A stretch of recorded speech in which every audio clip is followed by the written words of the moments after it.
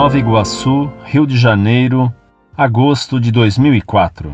Eu entrei pelo site de vocês através de uma pesquisa sobre um determinado livro. Procuro o apócrifo do livro de Esdras. Há muitos anos eu havia conseguido uma cópia com alguns amigos meus, porém, infelizmente, acabei emprestando e nunca mais obtive notícias da mesma. A página que abri foi de uma pergunta que fizeram a respeito do Codex, o índex que a Igreja Católica instituiu para tirar de circulação os livros que iriam contra as suas doutrinas. Achei a resposta, que se seguia a pergunta, de um encantamento e uma simpatia, entre aspas, que me levou a escrever estas palavras. Porém, gostaria só de expor minha pequena opinião, mas antes gostaria de saber onde posso achar este livro de Esdras. A última resposta que obtive foi que só existia um lugar onde eu poderia achar. Na Alemanha, este livro foi publicado na Bíblia até início do século passado. Porém, eu não sei ler alemão, e uma Bíblia de 1900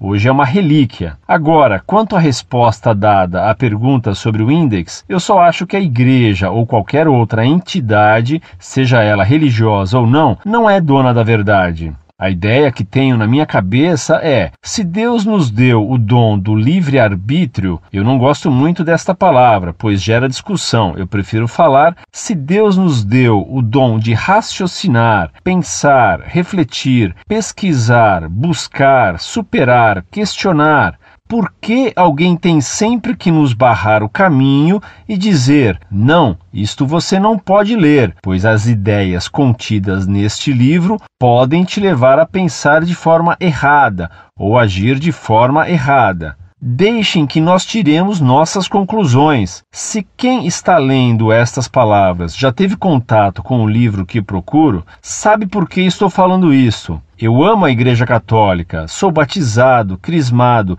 casado nela, porém não concordo como ela administra as coisas. Quem conhece a história sabe o quanto a instituição Igreja matou, atrasou a evolução técnico-científica da Terra. Eu fiquei abismado quando li no jornal há alguns anos que em 1994, a Igreja absolveu Galileu Galilei.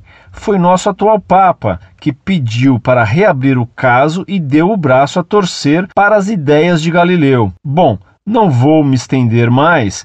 Quem sabe a gente não volta a trocar algumas palavras. Muito prezado, salve Maria. Como você fez pós-graduação, creio que lhe será fácil entender o que vou lhe dizer. É absolutamente necessário, em qualquer ciência, usar os conceitos corretos, senão, far-se-á uma grande confusão. Ora, você fala de livre-arbítrio como a capacidade que teríamos de dom de raciocinar, pensar, refletir, pesquisar, buscar, superar, questionar.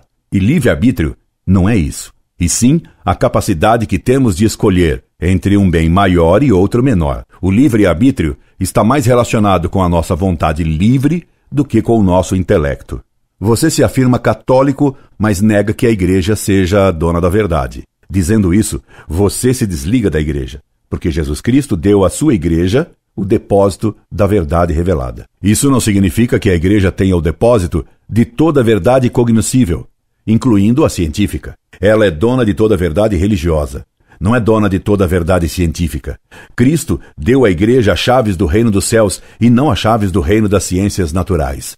Mas quando uma pseudo-descoberta da ciência se opõe à verdade revelada, a igreja tem todo o poder, o direito e o dever de condenar o que a ciência afirma contra a fé. Deus é o revelador das verdades religiosas e o criador de todas as coisas. Não pode haver, então, contradição no que ele diz na revelação e as leis que ele estabeleceu no mundo criado, leis que a ciência vai descobrindo pouco a pouco. Vejo, pelo que você diz, que você não conhece a fundo o caso Galileu. Recomendo-lhe que você leia o livro de Pietro Redondi, Galileu Herético, sobre o caso Galileu. Nele você verá que houve 2 processos diferentes contra Galileu e que o processo astronômico só serviu para esconder um outro, bem mais sério, sobre a presença real de Cristo na hóstia consagrada, que Galileu indiretamente negava ao afirmar que era impossível permanecerem os acidentes de uma substância sem que permanecesse também essa mesma substância. Veja o que defendia Galileu e a condenação de Galileu. Isso era negar a presença real de Cristo na Eucaristia, porque pela transubstanciação permanecem as aparências e acidentes de pão, mas é mudada toda a substância de pão no corpo, sangue, alma e divindade de Cristo. A heresia de Galileu envolvia o Papa reinante naquele tempo, que era seu amigo, e defendera o mesmo erro antes de ser Papa. Daí se ter recorrido a fazer um processo astronômico para encobrir o processo de heresia. Galileu não foi condenado à morte, como falsamente se costuma dizer, e sim à prisão domiciliar, em um confortável palácio, de onde ele podia sair quando quisesse, e visitar o Papa e outros amigos e etc. Ele morreu bem sossegado em sua cama. E é falso o que se diz comumente que ele foi condenado por afirmar a redondeza da Terra ou o heliocentrismo. Ele foi processado por sua defesa do movimento da Terra em torno do seu eixo, coisa que ele tentava demonstrar pelas marés. Ora, se fosse a rotação da Terra que causava as marés, formar-se-ia uma só maré alta por dia.